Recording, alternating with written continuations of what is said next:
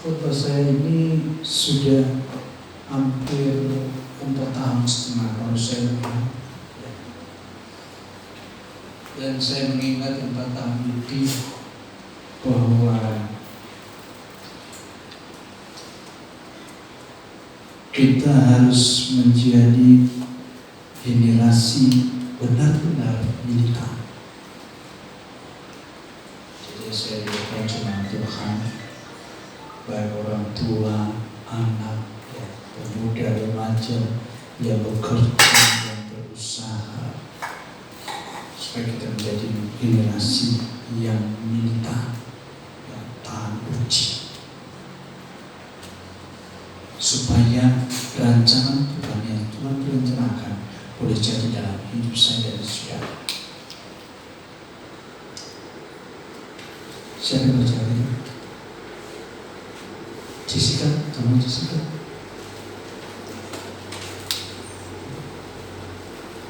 Ada Jessica.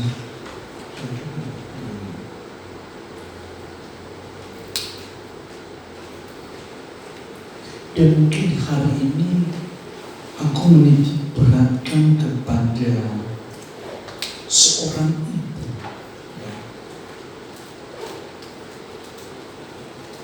bahwa kita sering berkata ibu itu hanya sebatas bohong, tetapi tidak demikian. Sangat-sangat luar biasa peranan seorang ibu dalam rumah tangga.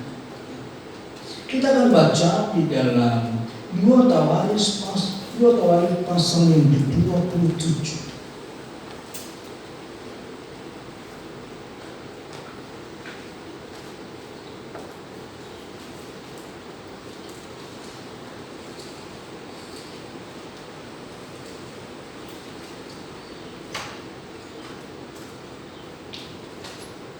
Maka saya katakan udah 4 tahun lebih, tapi beda versi, tetapi tujuannya tetap sama. Kita menjadikan generasi kita menjadi generasi yang militannya dapat bertahan dalam situasi apapun. Silakan Jessica dari ayat 1 sampai dengan ayat yang kedua.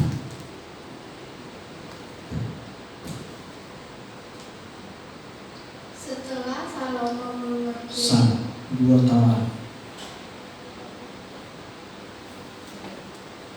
Tawaris pasal yang 27.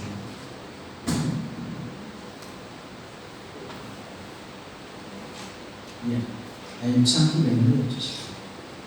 Yotam berumur 25 tahun pada waktu ia menjadi raja, dan 16 tahun lamanya ia memerintah di Yerusalem. Nama ibunya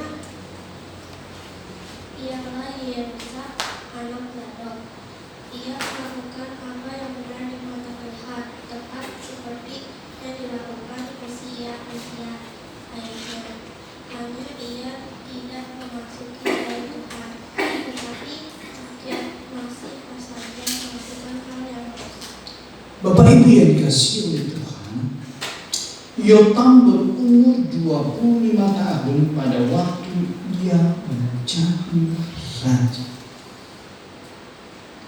Dia menjadi seorang pemimpin di Yehuda umur 25. Saya pikir Bapak Ibu yang dikasihi Tuhan, umur yang 25 ini umur yang paling powerful. Makanya anak muda perhatikan baik-baik. Dipakai oleh Tuhan untuk memimpin jadi raja bagi Yerusalem, khususnya Yehuda. Tetapi menarik perhatian saya Bapak Ibu, ya. Dan 16 tahun lamanya ia memerintah di Yerusalem. Nama ibunya ialah Yehusa, anak Zadok. Nama ibunya adalah Yehusa, anak Zadok. Yehusa ini, ibunya ini adalah keturunan seorang imam. Sedangkan bapaknya adalah seorang Usia, adalah seorang raja. Setengah keren sekarang ini anak Priota menikah sama anak gubernur. Gitu.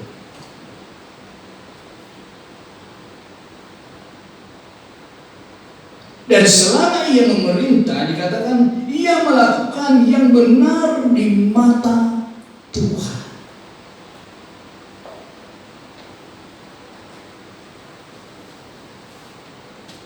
Makanya saya katakan seorang ibu sangat-sangat penting dalam keluarga. Itu sebabnya kita para suami patut kita menghargai seorang ibu. Amin. Amin Bapak-Bapak.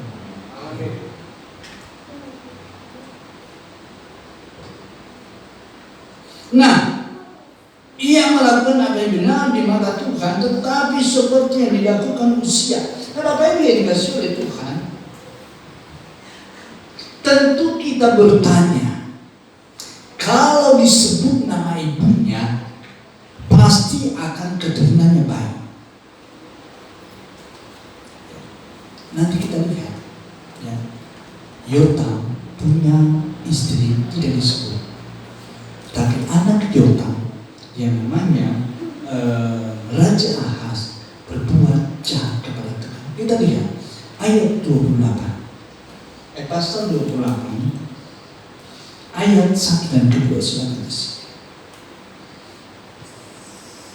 Ahaz berumur 20 tahun pada waktu ia menjadi raja, dan 16 tahun lamanya ia memerintah di Yerusalem. Ia tidak melakukan apa yang benar di mata Tuhan seperti Daud bapa leluhurnya. Iya, nah sampai di situ aja. Ya. Dikatakan di sana Ahaz menggantikan ayahnya berumur 20 tahun pada waktu ia menjadi raja, dan 16 tahun lamanya sama dengan bapaknya. Ia memerintah Yerusalem. Ia tidak melakukan apa yang benar di mata Tuhan seperti Daud bapa leluhurnya. Di sini tidak disebutkan seorang ibu. Makanya ibu perhatikan benar anaknya. Hai anak-anak, pentingnya seorang ibu. Itu yang menunjang karirmu.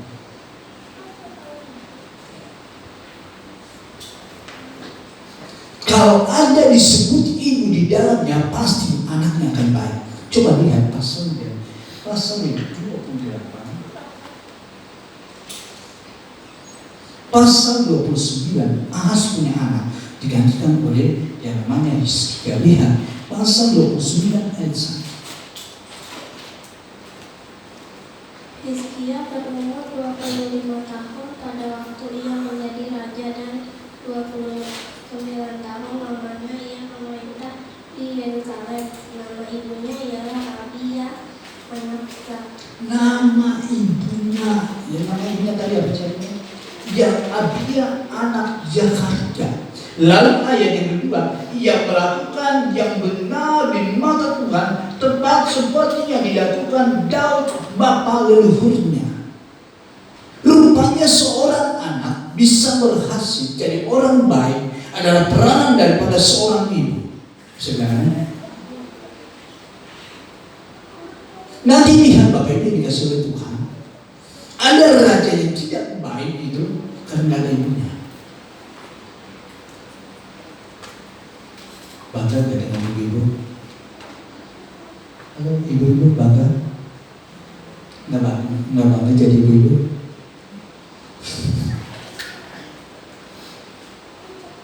Sangat-sangat penting sekali.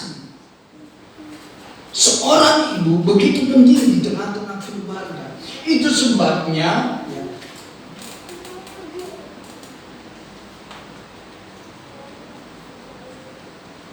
kenapa sampai ibu ini begitu penting dalam kesuksesan anak menjadi generasi yang taat.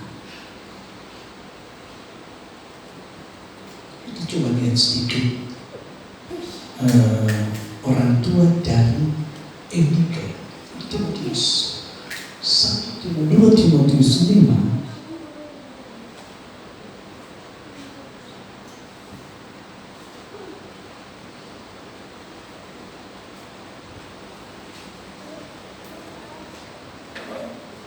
2 Timotius 1.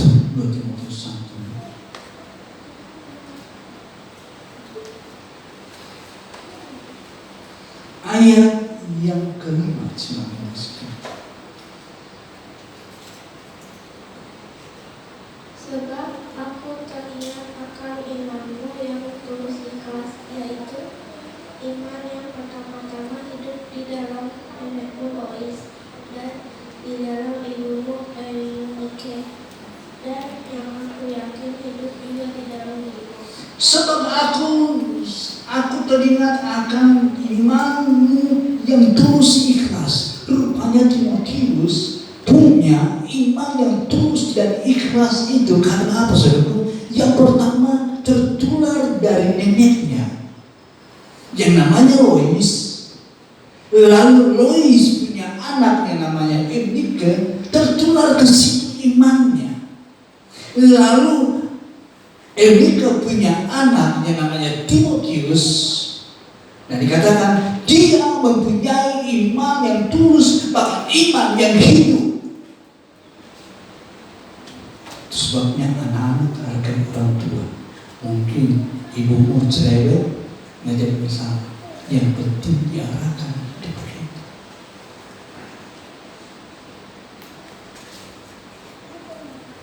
Bahkan seorang ibu, dia mengajarkan tentang kebenaran buat saya dan saudara, sangat-sangat aktif sekali. Itu sebabnya ibu-ibu semangat, sebab yang membuat anak kita berhasil karena seorang ibu.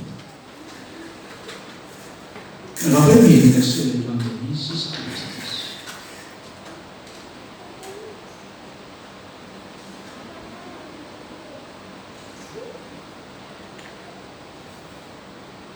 kita melihat sejenak, aku kasih perbandingan itu memang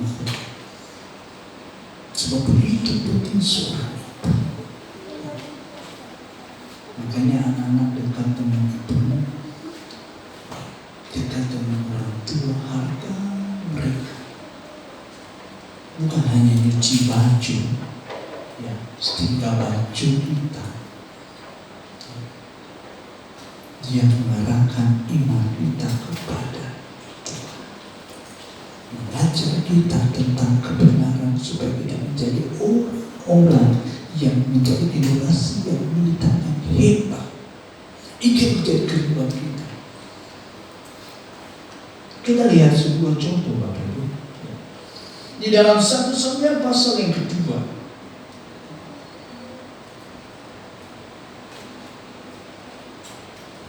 1 Samuel pasal yang kedua,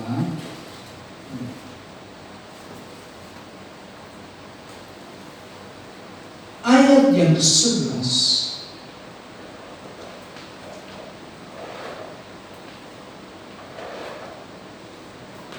Akibat seorang ibu yang mengarahkan anaknya. Jadi orang hebat. 1 Samuel pasal yang kedua ayat 11, silakan.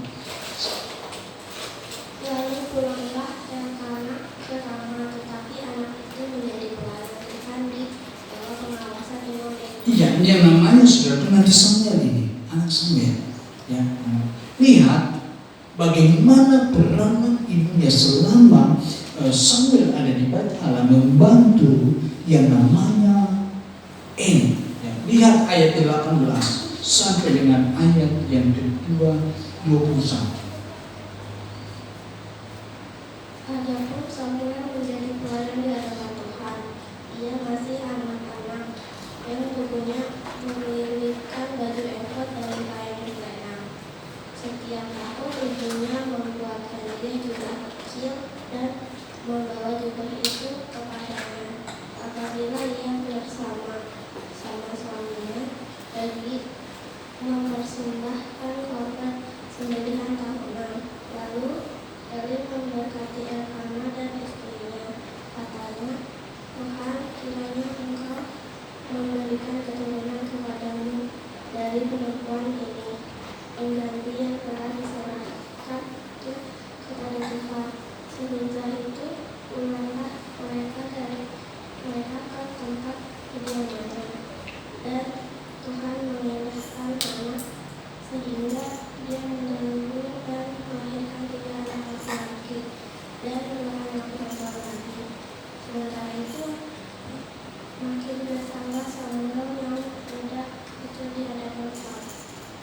Bapak saudara Tuhan, iman dari seorang ibu Hana, bahkan Elkana, ya, dikatakan di sana pulang Elkana dari sana, tetapi ia menjadi pelayan Tuhan di bawah pengawasan Imam Eli. Sementara Samuel ada di bait Allah untuk melayani Tuhan, mulai dari kecil, lalu dari jauh orang tuanya, anak yang ada di bait Allah itu perlu baju efod. Lalu lihat ayat 18, adapun Samuel menjadi pelayan di hadapan Tuhan, ia masih anak-anak yang tubuhnya berdirikan baju efod, ya, dari kain lea. Ibunya menyiapkan bajunya. Bicara tentang efod, bicara tentang iman. Lena bicara tentang kebenaran. Dia tahu persis,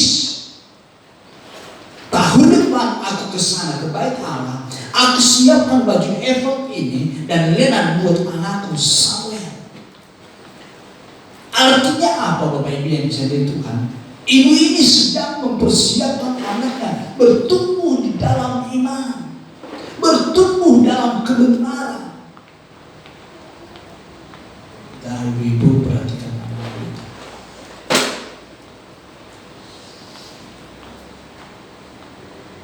Kita berkata, bagaimana kita mengajar anak kita tentang iman? Karena orang tua berkata, mau saya jelasin sama dia kalau kita susah. Kadang-kadang saudara-saudara yang jadi Tuhan, kita anakku ini kedua-dua anak tahu kalau kita susah. Dulu waktu SMP kalau nggak salah, Evi itu bilang, mau nggak jadi pendeta? Enggak mau susah jadi pendeta. Nggak mau susah. Banyak anak hamba Tuhan nggak mau jadi pendeta, gantikan bapaknya. Karena melihat situasi yang sangat-sangat susah. Sebenarnya susah itu diajar oleh Tuhan. Orang tua sedang mengajar kita tentang Tuhan, bagaimana kita beriman kepada Tuhan, bagaimana kita berharap kepada Tuhan, bagaimana kita hidup dalam kebenaran firman Allah. Karena kita orang tua kan maunya jangan susah anakku, maunya ada segala hal yang kasih. Banyak hal yang Tuhan izinkan terjadi dalam rumah tangga kita. Entah kita sakit apa saja, ada manfaatnya, ada tujuan Tuhan, ada pengajaran yang Tuhan ajarkan buat saya dan saudara. Paling tidak kita dan anak kita. Dia berkata, baju efod anakku, nanti tahun depan aku ke Yerusalem, pasti baju efod dan neneknya sudah gak buat. Dia ganti. Seorang ibu, seorang bapak, Elkana dan Hana mempersiapkan hal itu. Korban mereka buat anak mereka. Anak-anak belajar menghargai orang tua. Bukan hanya sekedar orang tua korban dengan berkat yang ada. Itu sebabnya seorang anak harus mempergunakan berkat itu dengan baik.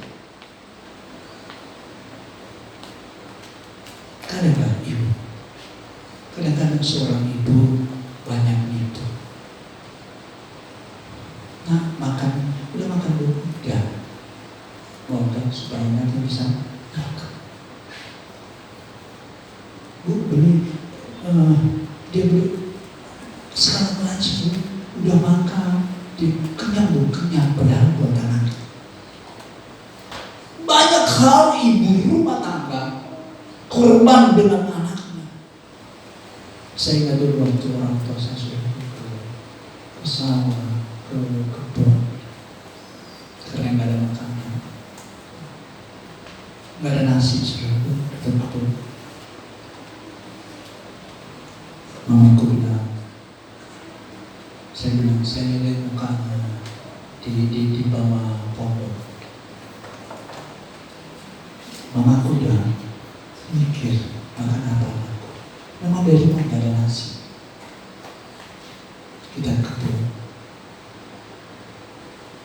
lapar. Cuma bawa garam di pondok surga. Mamaku dengan kecil. Dia bakar kayu, lalu dia lihat ada jantung pisang. Dia potong, langsung dia bakar. Habis itu dia bakar di garam. Sampai sekarang seribu makanan masih nempel makanan. Aku makan tak nangis. Sebenarnya aku pengen makan nasi kalau tidak sepotong ikan, tidak senang. Kalau dulu waktu kecil sebelum sepotong ikan itu bisa sampai 2 piring kita makan nasi. Itu hari memang gak ada. Dan menjadi daya ingat saya. Tatkala aku menghadapi susah, berarti ibu sedang mengajar saya menghadapi kehidupan yang begitu sulit ini. Itu sebabnya tatkala saya buka pelayanan menghadapi persoalan saya, aku tetap melihat ke belakang. Ada satu pengajaran yang Tuhan ajar lewat ibu saya, bagaimana menghadapi hidup, bagaimana menghadapi tantangan hidup ini. Bapak Ibu yang kasih Tuhan Yesus Kristus, Hana begitu memperhatikan, dia korban kepada anaknya.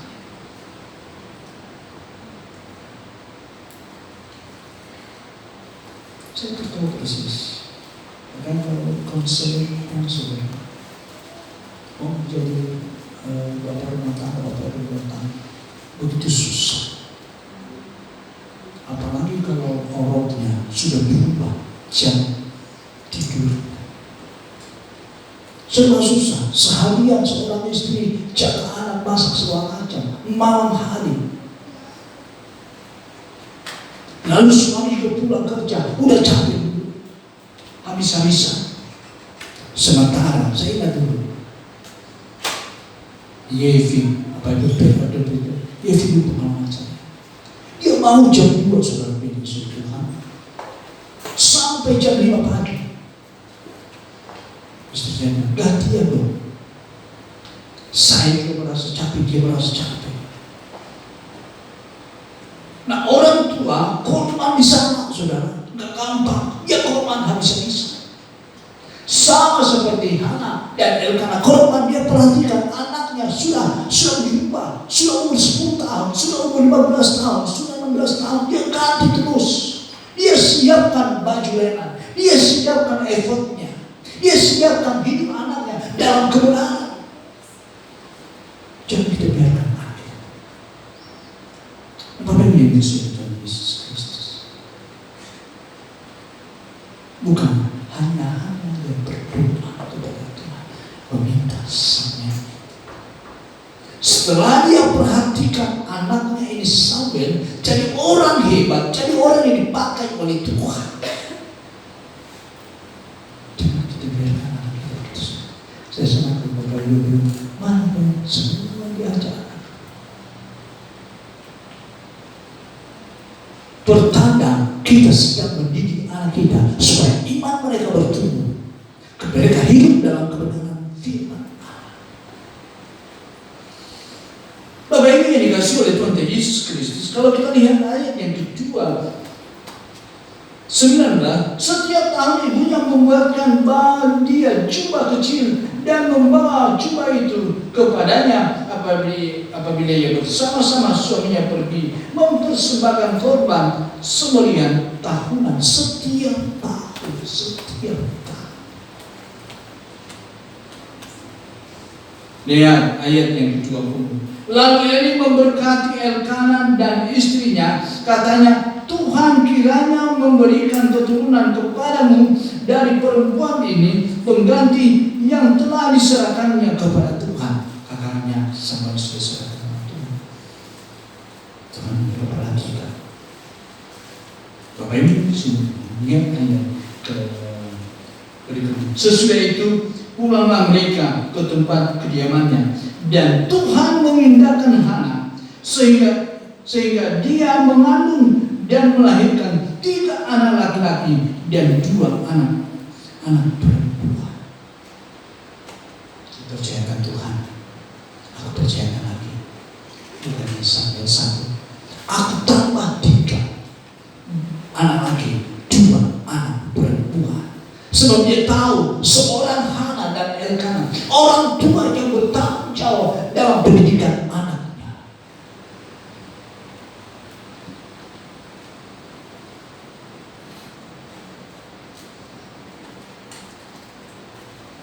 Kemana kita ke 1 tahun, 2 tahun ini pasti sudah terus.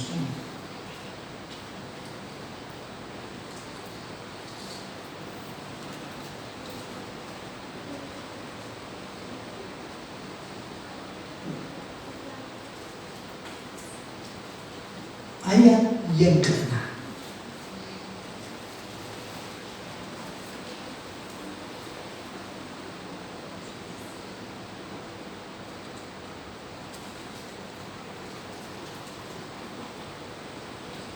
Sebentar dari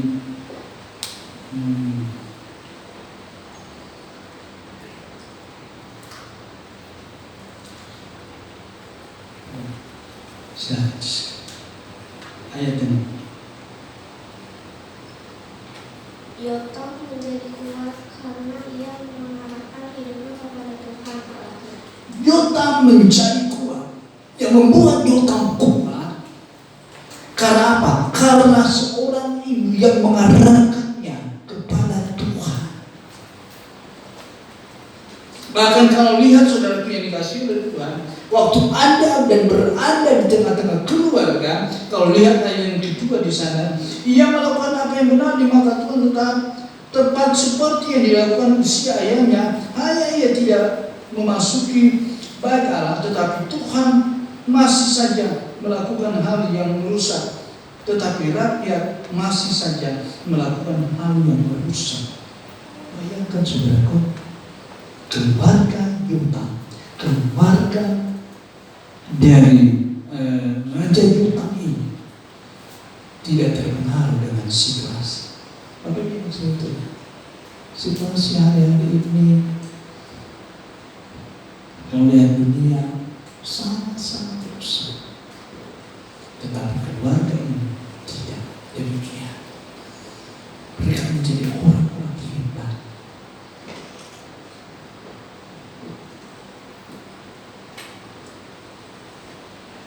Bahkan Yotam bukannya kuat, dia membangun pintu gerbang, dia bangun menara-menara. Bahkan kalau lihat Bapak Ibu yang dikasih oleh Tuhan, ayat yang kelima, ia berperang melawan Bani Amon dan mengalahkannya, sehingga pada tahun itu juga Bani Amon membayar kepadanya 100 talenta perak, 10.000 kor gandum dan 10.000 kor jelai, juga pada tahun yang kedua dan tahun yang ketiga. Apa saja yang dibuat Raja Yotam puas. Itu sebabnya dengar-dengarlah sama didikan orang tua, dengar-dengaran paling didikan rohani di tempat ini. Ya. Dia kuat karena ibunya sangat-sangat luar biasa.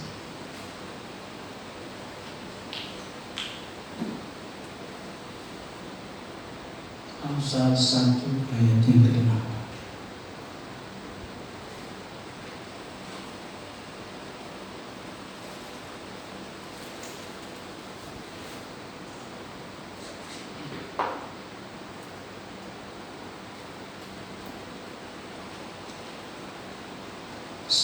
Amsal 1 ayat ke-8. Hai anakku, dengarkanlah didikan ayahmu dan jangan menyia-nyiakan ajaran ibumu. Hai anakku, dengarkanlah didikan ayahmu dan jangan menyia-nyiakan ajaran ibu. Supaya kita menjadi orang kuat, menjadi orang-orang hebat, menjadi orang-orang yang militan dalam Tuhan. Generasi yang kuat. Selain itu, ada Tuhan yang menyertai saya dan saudara.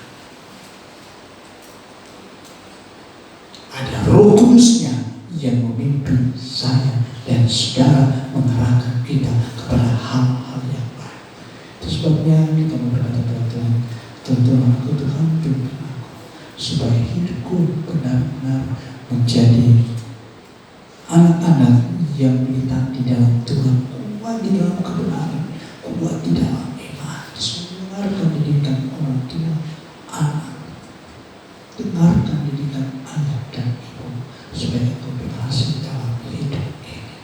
Kiranya Tuhan Yesus memberkati kita. Kita nyanyikan lagu Peganglah Tanganku, Roh Kudus.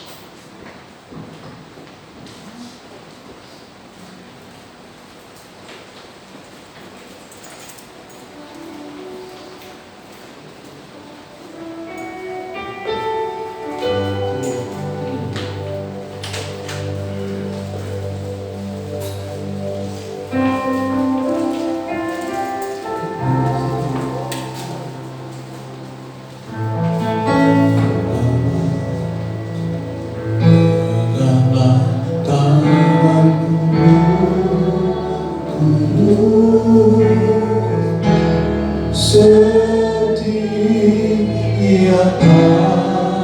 hari ku tak dapat jalan sendiri tanpa Roh-Mu. Awal lariku kepada segala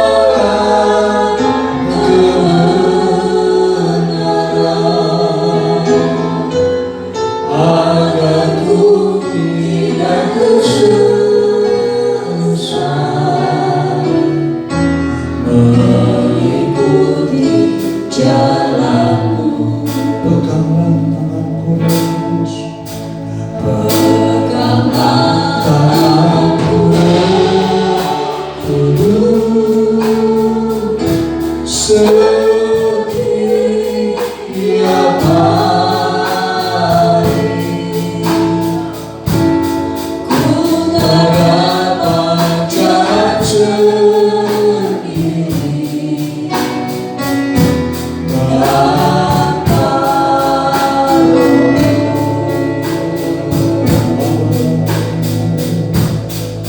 awal lariku kepada segala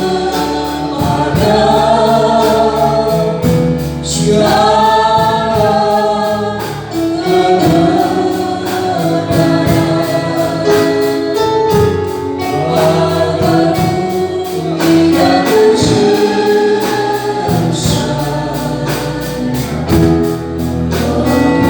mengikuti jalan. Peganglah tanganku, Roh Kudus.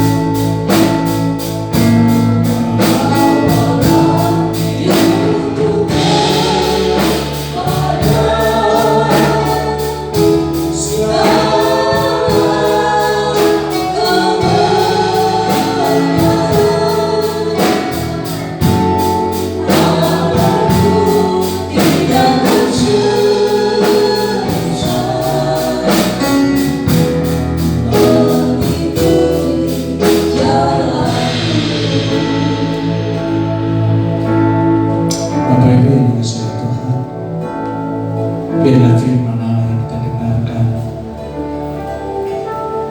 siang hari ini benar-benar tertanam dalam hidup kita. Begitu pentingnya orang tua di tengah pertemuan anak. Kita sebagai orang tua tidak akan pernah mampu membawa anak kita kepada kebenaran. Kita butuh Roh Kudus yang menuntun kita, menguatkan kita, supaya kelak anak-anak yang Tuhan percayakan buat saudara menjadi orang-orang yang punya iman hidup dalam kebenaran. Mereka boleh memiliki baju efod dalam hidup mereka, bahkan memiliki leman itu tentang kebenaran. Kita tidak pernah mampu menjadi teladan dalam hidup mereka. Hanya Roh Kudus yang menolong saya dan siapa. Kita nyanyikan lagi sekali lagi. Nanti Bapak Ibu masuk dalam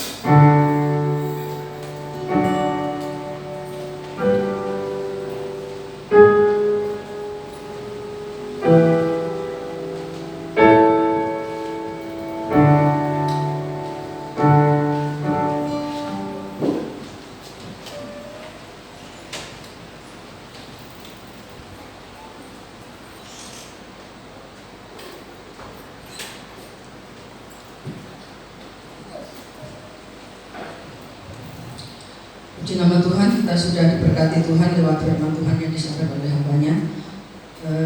Lewat firman Tuhan ini saudara, biarlah kita yang sudah menjadi orang tua ini menjadi orang tua yang benar-benar orang tua yang bertanggung jawab menyediakan sesuatu yang baik untuk masa depan anak-anak kita.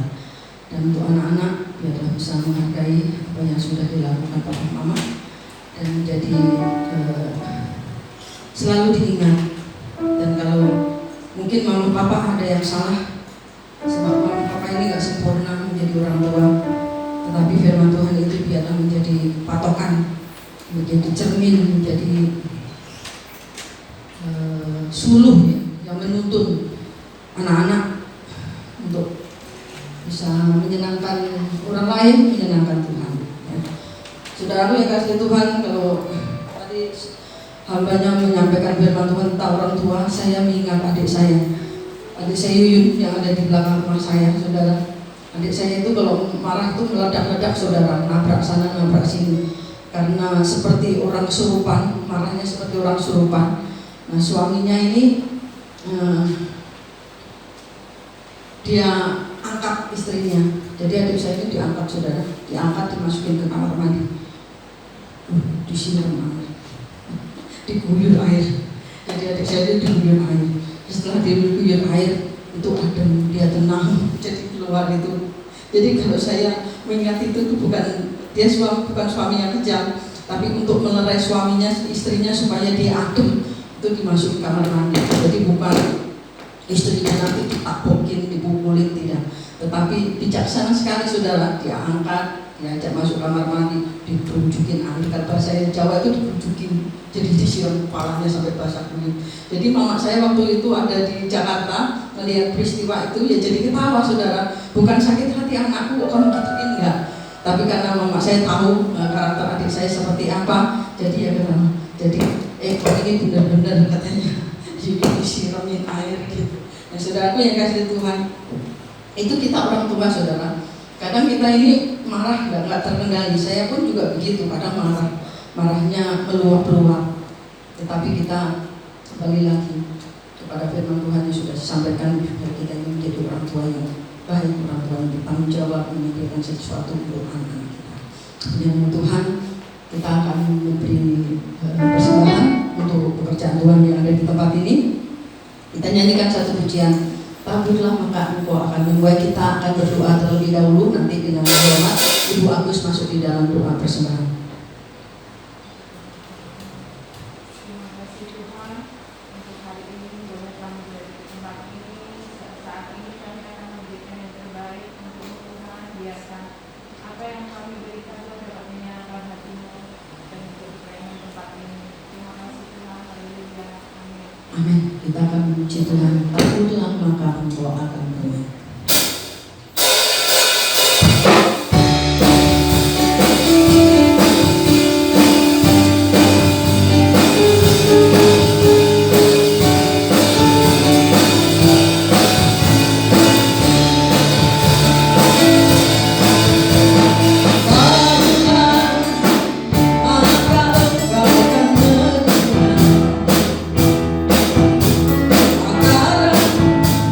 Baik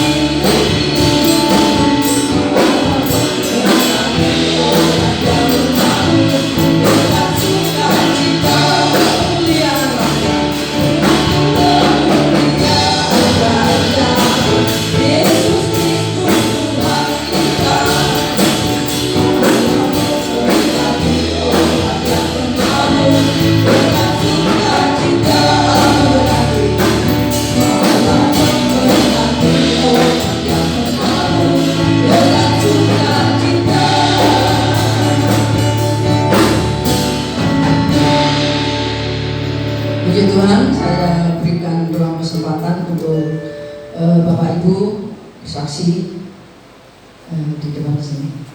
Ada yang bersaksi? Puji Tuhan.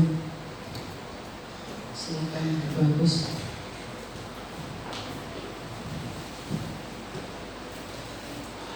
Halo Bapak Ibu. Ya, puji Tuhan. Sesuai pujian tadi awalnya indah rencana Tuhan, bahwa Tuhan punya rencana itu memang untuk kita menjalaninya itu sampai ke rencana Tuhan itu berat, banyak liku-liku yang harus dijalani, kadang kita tidak tahu, sampai kadang rasanya udah habis air mata Bapak Ibu. Kita berjalan hari demi hari ya, begitu berat, tapi ternyata Tuhan punya rencana. Seperti yang saya alami, saya tidak pernah tahu bahwa saya sampai bekerja di Cikarang, ya. Banyak liku-liku untuk ke sana. Prosesnya Tuhan luar biasa, seperti membentuk bejana. Memang terasa sakit, tapi ternyata Tuhan punya rencana yang indah. Saya punya staff yang itu. Dia sudah pernah bekerja di Arab Saudi 2 tahun. Terus suatu saat kalau di rumah sakit kami itu setiap hari Jumat yang muslim ini ke masjid jam 12. Saya lihat satu orang ini tidak puasa, juga tidak mengaji, juga tidak. Saya tegur, kenapa kamu santai-santai aja? Teman-temannya sudah pada jalan semua itu. Terus kata dia, enggak Bu, saya enggak. Terus ternyata dia itu cerita banyak tentang Yesus. Saya pernah, dalam mimpi saya Bu, saya ketemu, awalnya saya ketemu seseorang di padang gurun, di padang luas, sepi gitu. Saya ketemu seorang wanita pakai kerudung tuh cantik yang saya nggak pernah lihat orang seperti itu, cantik luar biasa, bawa gendong anak kecil, rambutnya itu pirang-pirang gitu, rambutnya pirang. Terus dia mungkin pernah melihat Bunda Maria ya, terus dia bilang, oh itu Bunda Maria.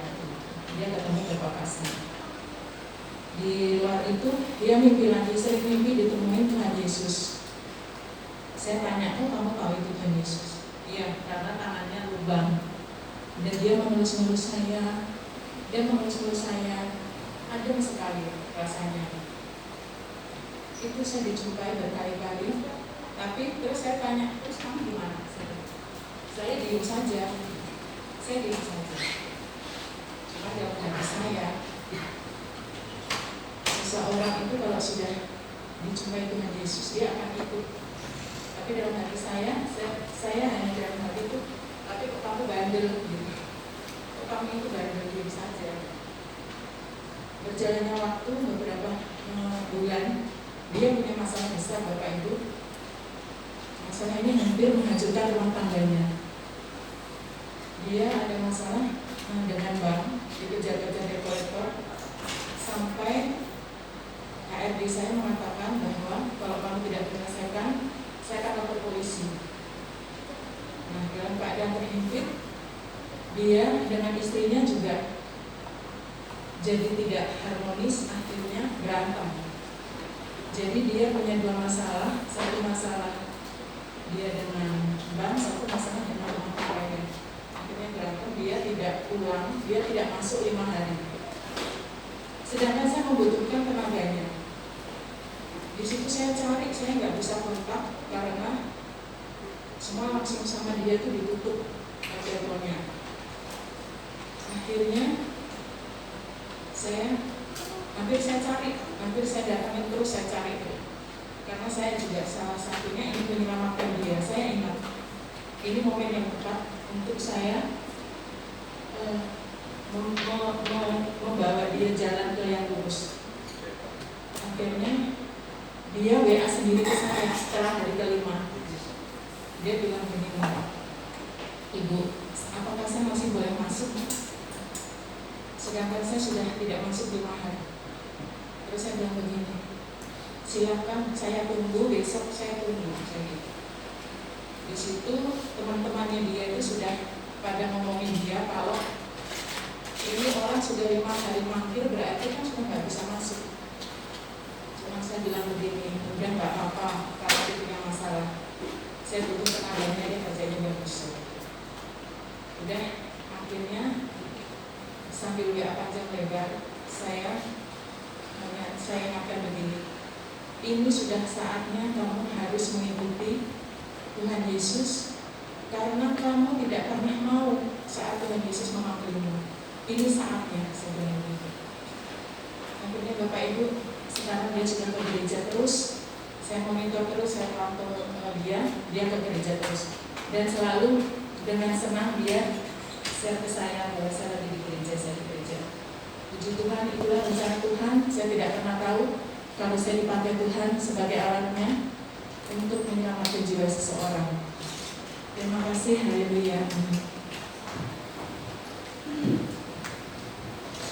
Puji Tuhan, Ibu Agus luar biasa kesaksiannya. Ibu Agus bekerja dengan hatinya, saudara ya.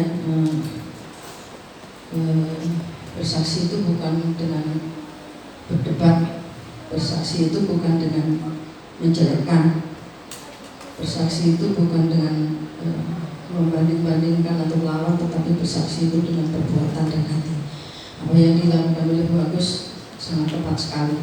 Jadi ada pengertian yang luar biasa, melihat kenapa punya masalah, kenapa bisa begini, sehingga ada pertolongan dan orang lain juga merasa tertolong. Puji Tuhan, Bu Agus, biarlah Bu Agus bisa terus memberitakan kebaikan Tuhan lewat apa yang dilakukan. Ada yang mau bersaksi lagi? Saya membuka kesempatan. Puji Tuhan, Pak Brian.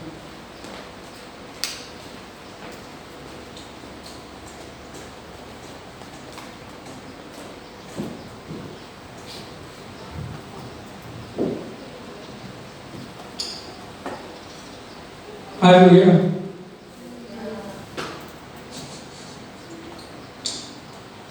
Tuhan Yesus baik. Saya mengatakan Tuhan Yesus itu baik. Saya bersaksi bahwa minggu ini seperti juga dengan hamba Tuhan di sini, dia kena stroke ini. Ini yang kedua kalinya saya sudah alami. Puji Tuhan, hingga saat ini saya lebih kuat lagi. Baru saya ingat ketika saya kena lemah, sebelahnya lemah gitu, kayak terpusing gitu ketika saya mau mandi. Dan hari Selasa itu di situ kejadiannya. Saya renungkan bahwa itu tuh kalau misalnya Tuhan ini ambil nyawa, saya bilang baru tahu saya bahwa Tuhan itu baik dalam hidup saya. Saya bisa memuji, bisa menyembah. Ketika mati sebelah itu, rohnya itu kayaknya saya rasakan yang sebelahnya hidup, yang sebelahnya kayak mati gitu. Kayak rasanya kayak nggak bisa bergerak, mau melangkah, saya mau pegang ini sesuatu, tapi tekan begini, nah kayak gini. Saya mau begini, tapi begini dengannya. Nah, jadi saya bilang wah nggak normal. Tapi saya puji Tuhan, saya beruntung anak saya udah bisa bawa motor, udah suruh bawa ke rumah sakit BPJS. Ketika dibawa ke BPJS dan selesai berobat, suruh laboratorium. Ketika ini cek dulu ini labnya, setelah dicek ternyata normal. Biasanya kalau L itu apa sih? Laki-laki gitu, W itu wanita. Itu dikasih tahu kan? Ketika saya tanya, misalnya 200 lebih, itu namanya kolesterol, namanya timbul darah tinggi. Dibilang dikasih tahu gitu. Tapi untuk seterusnya saya beruntungnya istri saya itu baik, ya dia bikin obat dengan saya bilang ketika dia bikin kok baunya yang kayak ini ya kayak baunya kayak arak. Saya ingat waktu di kampung kayak suara kayak baunya kayak arak.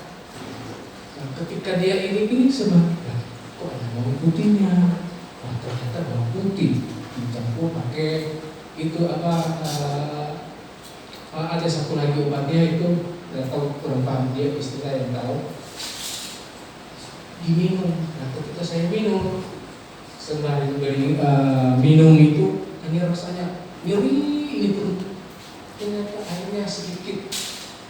Baru saya bikin seperti kopi, baru saya katakan kalau ini bagusan seperti kopi, enak.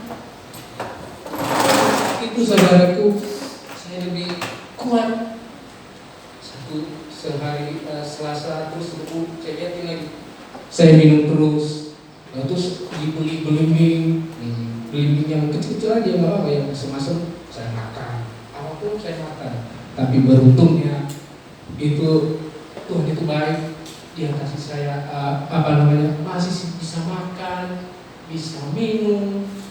Makanya saudara-saudara yang ada di sini bersyukur masih kuat, bisa memuji Tuhan. Ya, saudara saya ya bersyukur mungkin merasakan kekurangan segala macam, udah pasti kita semua mengalami hal itu. Tapi yang saya menganjurkan saya dengan saudara supaya biar sekecil kita pun yang ada di tempat ini kita tetap setia memuji Tuhan, karena Tuhan mau hidup ini hanya untuk mempersembahkan untuk Tuhan. Ya.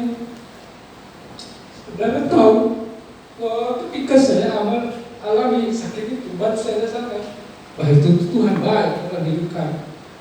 Ya, di situ Tuhan bekerja satu demi satu, begitu ya. Tuhan itu baik, Tuhan itu baik. Dia cukupkan, Dia pelihara. Bahkan malam hari ketika kita tidur pun Tuhan jaga dengan baik. Ya, saudara, saya rasakan itu. Bisa pahami apapun yang kita terima saat ini dengan firman Tuhan, bisa iman kita lebih kuat di dalam Tuhan. Saya berharap kita semua di sini jangan lemahkan iman kamu, hidupkan iman kamu masing-masing. Ya, jangan lemahkan iman kamu, tapi kuatkan iman kamu. Ya, lewat pujian di sini dipakai Tuhan, semua musik dipakai, sound system dipakai, semua dipakai. Semua rangkaian itu untuk memuliakan nama Tuhan.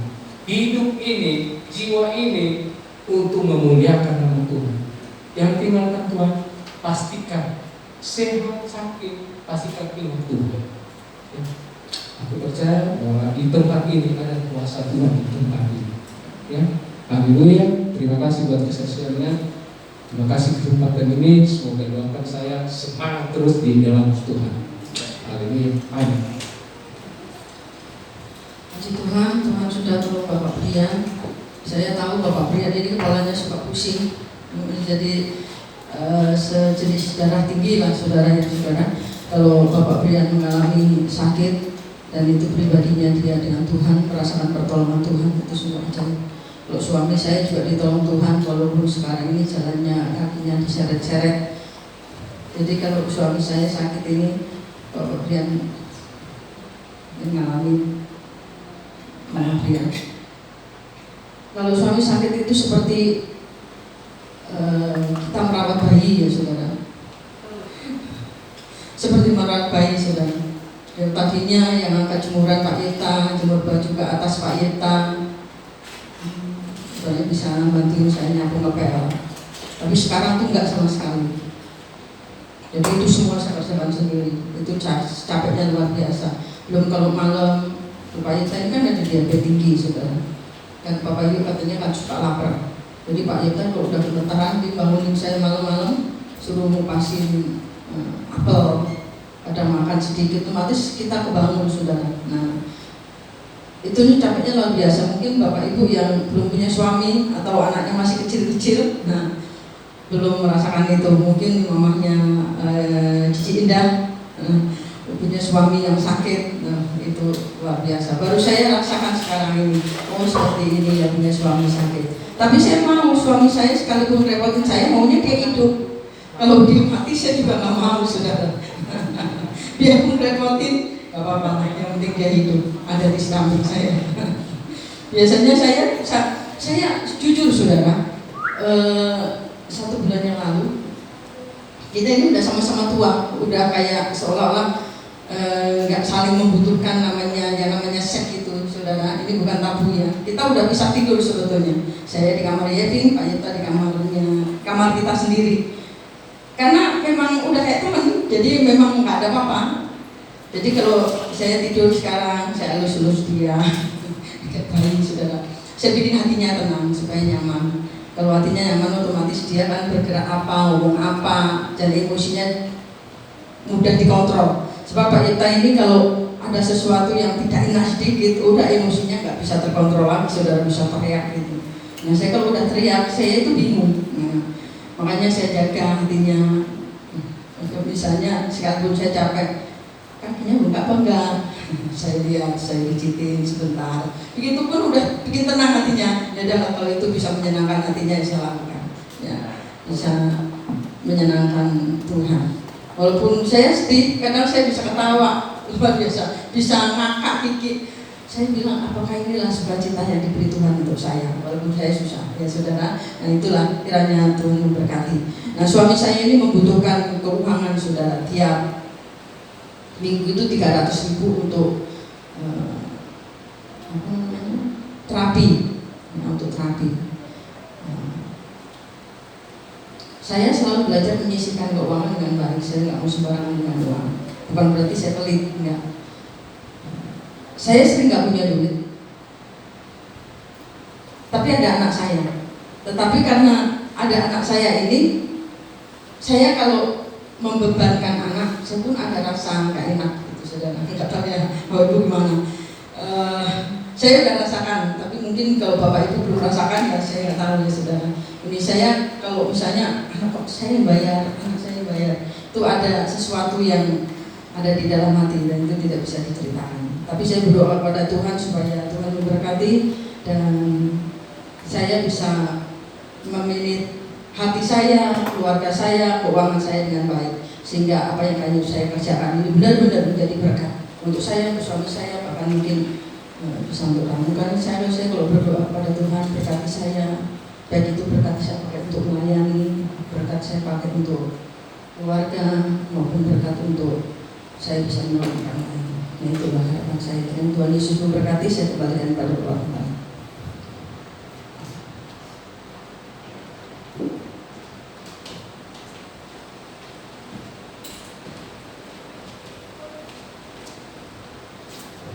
Puji Tuhan, puji Tuhan. Terima kasih Tuhan waktu semuanya. Tuhan Yesus memberkati. Saya tidak menyangka ada waktu yang datang di sana. Berdoa, kurang lagi sampai saya hari-hari ini udah 3 kali terapi, tapi bertahap. Tadinya minggu kemarin dan bekahnya kayak orang sederhana. Itu susah gitu. Kan tuh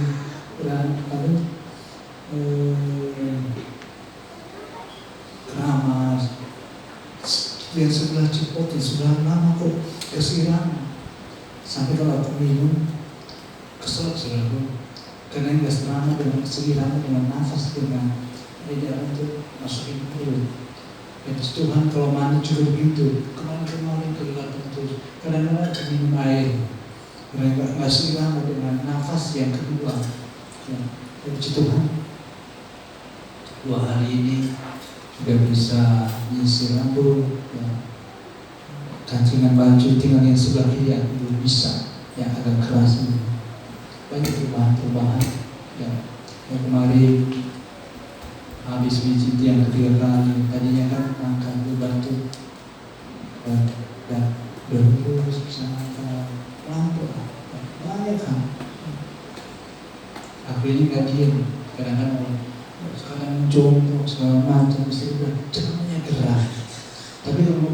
sudah kayak ikan, kayak ini seni-seni kayaknya nggak bisa jalan.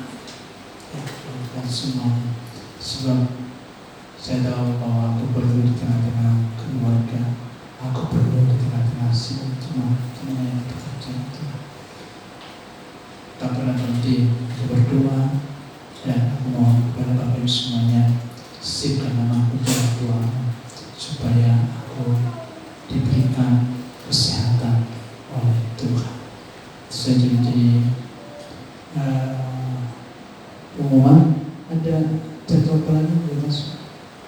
Udah, coba dulu. Ya, puasa cuma 2 Agustus jam 7 di Pastori. Oke, next. Latihan Surya Singers tanggal 6 Agustus juga. Ya, dari sekolah minggu jam 7 dimulai jam 8 pagi dan ibadah raya minggu jam 9. Melayani hari Minggu Ibu Doni singersnya di Bagus Kembang Suri Sarum. Ucap tidak masuk dari sini saudara Pia. Ini semua pengantin sekalian, saya ucapkan terima kasih. Kalau nggak salah ini Bapak dari siswa ya Pak ya? Siswa ya Pak? Siswa? Oh iya. Ikut pendidikan ya Pak ya? Terima kasih Tuhan memberkati buat kehadirannya, Tuhan semua memberkati. Saya berdoa berdiri biar kita berdoa siang hari.